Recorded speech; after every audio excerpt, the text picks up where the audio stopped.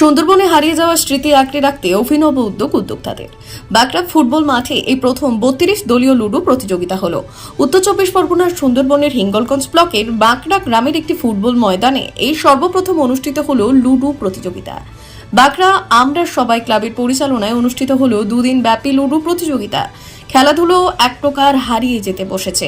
আগেকার দিনে আমরা গল্প শুনেছি বা অনেকে দেখেছি হাডুডু, কাবাডি, দাবা, লুডো, ক্রিকেট, ফুটবল সহ বিভিন্ন খেলাধুলো প্রচলিত ছিল, কিন্তু বর্তমান সময়ে এসে সেই সব খেলা অচিরেই যেন হারিয়ে গেছে।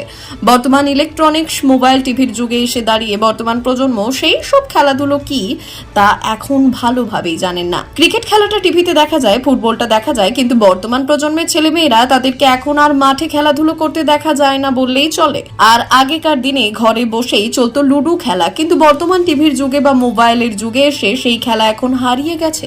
তাই আবার নতুন করে সুন্দরবনের হিঙ্গলগঞ্জের বাঁকড়ায় আমরা সবাই ক্লাবের পরিচালনায় অনুষ্ঠিত হলো দুদিন ব্যাপী 32 দলীয় লুডো প্রতিযোগিতা, যার এন্ট্রি ফি 300 টাকা। প্রথম পুরস্কার থাকছে সুদৃশ্য ট্রফি সহ একটি গরু, দ্বিতীয় পুরস্কার সুদৃশ্য ট্রফি সহ একটি গরু।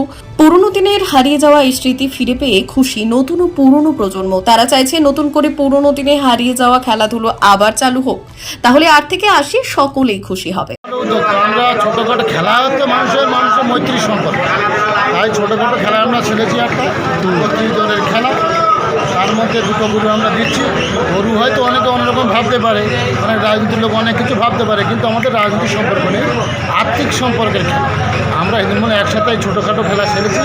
এর মধ্যে দিয়ে মানুষের যে সম্পর্ক গাঢ় হওয়ার জন্যই আমাদের এই খেলা ছিল। সবাই এই খেলাটা বাড়িতে বাড়িতে ছিল, সেই খেলাটা মাঠে ময়দানে এনে মানে বয়স্ক বাবাজিরা একটু সময় কাটাবার জন্যে এই বাংলা আমরা সবাই এই খেলাটা চালিয়ে আসছি। ব্যুরো রিপোর্ট, উত্তরের প্রহরী।